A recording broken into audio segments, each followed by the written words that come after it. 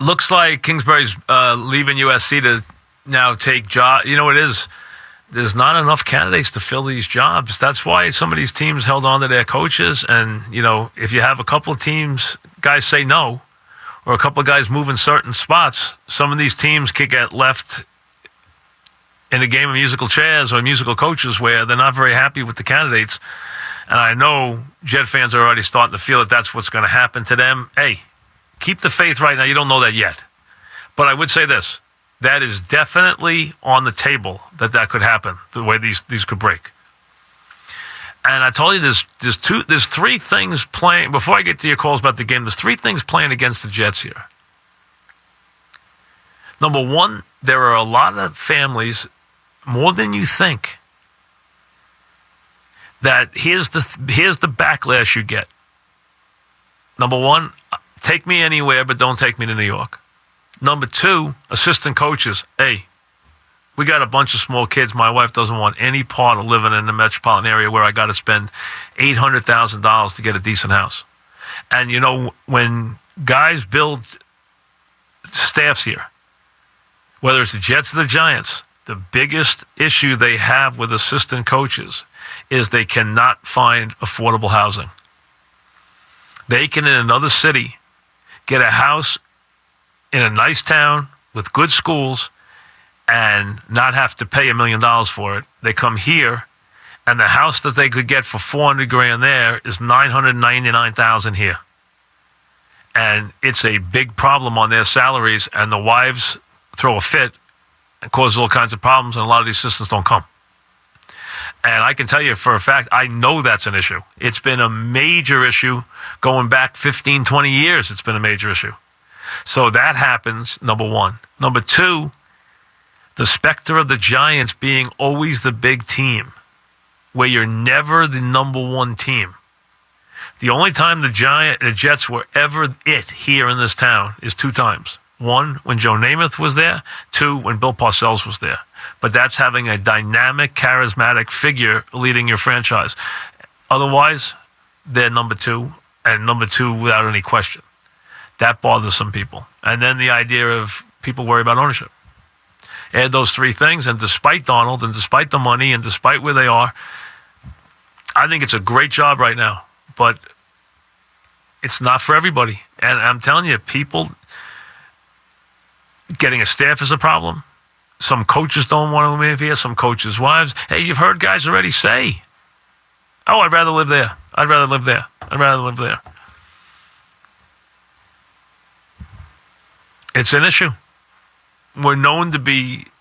See, people look at both coasts as being extremely, especially when you're talking New York, L.A., San Francisco, as being outrageously expensive places to live. Washington, D.C. would fit into that too, but why would you be, if you're going there, that's another one. There's another one.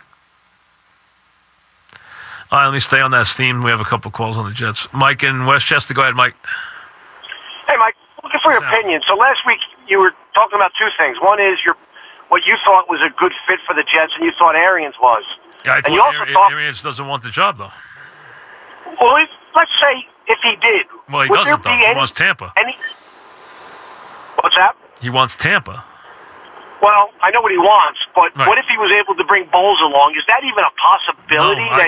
No, listen, all I know is that it sounded like he could be named the coach of Tampa today.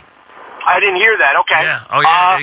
They could be that far along where Tampa wants him and he wants Tampa. There was announcements last night that he could be the coach as early as today in Tampa.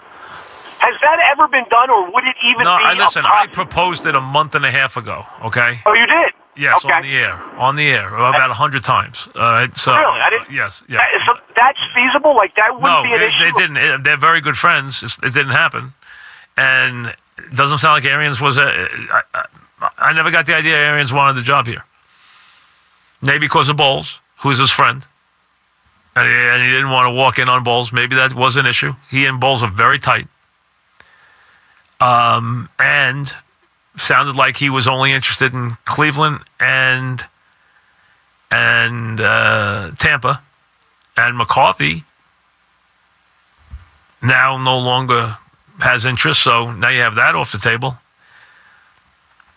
Listen, Mike Caldwell's going to get a job in this mix. I have nothing against Mike Caldwell in any way. Jim, what am I calling him? Mike Caldwell. Okay. Jim Caldwell. I have nothing against Jim Caldwell.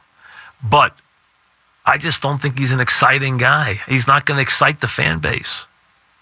He's never been an exciting coach. I mean, he's a competent coach. I would never say he wasn't. I just don't like it. It's not for the Jets now. The Jets need to have a no-brainer with a little dying. I'd rather they hire Gaze than they hired Caldwell. I would rather they hired Gaze.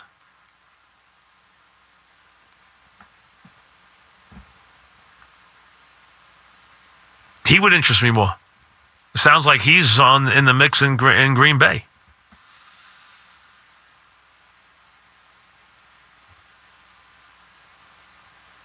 Mike in Floral Park. What's up, Mike?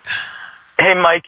Mike, it would just make me nuts if Cleveland would somehow get McCarthy over the Jets. Let me ask you, I just have one other thing I want to ask you. McCarthy's not coming to the Jets. You know that. Oh, he's not? No. I haven't heard that yet. Yes. No. Looks like no. Oh, for God's sake. Okay. Let me make one point about yesterday's game. Sorry to break the news, but it sounds like no. It sounds like it's out. Oh, my God. Mike, I've always had a problem with this calling the timeout 2 seconds before the place kicker makes his kick. What's the difference at the umpire not allowing the batter to come out of the box? Listen, I don't like that, Mike. I hate the rule too. I don't like to compare, and I think the rule is no good for this reason. It's not good for the fans or people watching on TV because they have no idea that it happens. So to me, it's something they should have outlawed years ago. Here's what they should have is a very simple rule. 10 seconds before the kick, you have to declare your timeout. 10 seconds. If you haven't declared it within 10 seconds, if the kicker starts his motion, if he starts the action, in case there's not a clock running, if the kicker starts his action, you can't call timeout. Tim in Morristown, what's up, Tim? Yeah, hi, Mike. Just a couple of things on the weekend. First, I was thinking about the Bears game, and if I'm a Bears fan, I'm first of all upset and disappointed in my defense for the last drive, which gave up the winning touchdown. Yeah. And I'm disappointed in my offense for not scoring enough. And they had 3 field goals in the game, not 3 touchdowns. And the Eagles secondary was banged up. The Eagles secondary played very well. You got to give them credit. Yeah. They made a lot of plays in that game. They didn't give them a lot of separation. They made a lot of plays. That's why that play down to the 4-yard line was such a big play. I mean, such a big play. Yeah, and with the Cowboys, listen, I've been talking about the Rams this year. I know Gurley's been banged up. They're not talking about it. He's not 100%. No, he's got a bad knee. Cooper Kupp is out. He's got a bad knee.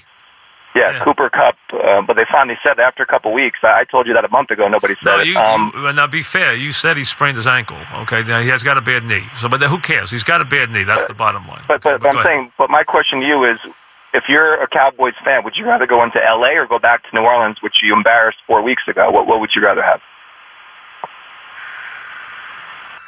I'd rather play against, at this stage of their development, I would rather play against the Ram quarterback and the Ram coach than play against Peyton and Breeze. Do you give the Eagles any chance against the Saints to bring it back to Dallas for an NFC championship game? Hey, listen, I think anybody who's been watching this Eagle thing and doesn't give them any chance is just stupid now. We've been watching this for how many weeks? I mean, listen, you only can bang your head against the wall so many times. I mean, sooner or later, you guys got to say, okay, until I see that they're dead, they're not dead. That's all there is to it. So you got to give them. Now, they got thoroughly demolished. All right, we know that. That game was an embarrassment. But, hey, they look like a different team now. And the secondary played well. I got to give them credit. I thought the Bears would make a lot of big plays on their secondary, and they did not. They did not. And it came back to get them. It really did. Mike in the Poconos. What's up, Mike? Hey, Mike. How you doing? I was just curious. You hear anything about Bill O'Brien from the Texans being available as a coach? Maybe the Jets might be inquiring about him? I wouldn't go near him if my life depended on it. I think he is so overrated as a coach. It's unbelievable. You know, he got his reputation as a guru because he developed the Gronkowski-Hernandez offense. That offense was his development. All right? His team was so ill-prepared. I don't like to say out-coached is usually such a cliche. It's usually not true. But there are times they were not prepared for anything the Colts did on either side of the ball. They were not prepared. They were badly out-schemed. I mean, they were out-schemed so badly that the Colt defensive coordinator was getting phone calls as soon as the game ended from teams.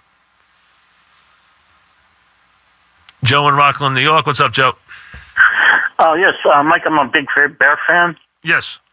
And the Bears beat themselves. I mean, those defensive penalties that killed them. Listen, the other team. It's not so much the touchdown; it's the penalties. 40 yards in penalties. Penalties happen, though. That's part of playing good defense means don't commit any penalties. That's right. And then questionable offensive play calling is like, where's Cohen? Where's Howard? It's like they had like a few runs, and Cohen was doing real well. What play calling is this? They did not do a good job of making plays against the Eagles, which was very surprising. The 2-point conversion was a very important play in the game. A very important play. Sure. When you're going from 5 to 7, it makes all the difference in the world. Okay? All the difference. So, I mean, that was a very important play. Listen, they didn't do a good job yesterday. They didn't execute. You got to execute in these games, and they didn't execute. Mark and Teaneck, what's up, Mark? Hey, Mike. Thanks for taking the call. Yeah. I just turned you on, and I just heard you say that McCarthy's not coming to the Jets. Is that for real? It's what we're hearing. Now, listen, is it always for real? I mean, there's an art of negotiation that can always be going on where they could be fighting over money and we don't know it. But what we're hearing is that, no, he's not. Now, again, that does not mean that's permanent until he takes another job. There's always can be, he might have asked for something that they didn't want to give him. He might have asked for some money. He might have asked for some control. Who knows? But it sounds like he's not. Mike, what's wrong with this organization? They had this guy in the building. Why didn't they lock him up? Well, because he's got a bunch of jobs and he wants to listen to all of them. I mean, and again, I don't know where his family stands. A lot of these guys, they have a pecking order. And I don't know what Mike's was, to be honest with you. I can't tell you that I know what Mike's was. Arians made his very public, that he was interested in the Browns and Tampa. He made it very public. Gaze made it pretty public that, although he talked to the Jets also, he seemed to be very interested in the Browns, although I don't know if the Browns have even talked to him yet. Remember, there's a connection there. Gaze is close to Peyton Manning, and Haslam, the owner, is very close to Peyton Manning. So you would think that's the connection there. Did Gaze blow himself out of Miami for Cleveland? Did he blow himself out of Miami for Green Bay? Did he blow himself out of Miami for a different job? I don't know. It's like I said, these jobs, everybody's interviewing for the same jobs. It's almost like musical coaches, and you see when the music stops, who's where. But everyone's always worried they're just going to wind up on the outside with nobody. And again, you can hear that McCarthy doesn't want the job, but until he's signed somewhere, he's still in play. It could be a negotiating ploy. You never know what's going on. These things have a habit of going back and forth until he takes a job. But that's what you're hearing right now. Joe in New Haven, what's up, Joe? Hey, Mike, I just wanted your opinion. I'm thinking that the Jets are like a cheap organization. If they want to go out and make a big splash and bring a big coach name in, they got to spend $5-6 million, and I don't see them going that way. Well, listen, if you're not willing to pay a competitive buck, you're not going to get a good coach. That's why they keep getting offensive and defensive coaches, and they're not getting that big name. And I don't know that money is. I can't answer that, Joe. I don't know that they will not pay a certain amount for a coach. That I can't answer. You know, that I can't answer. I don't know that. Now, if you're even talking to a Mike McCarthy, you knew what he was getting paid in Green Bay. He was getting paid a good buck there. So that was an obvious one. Back after this.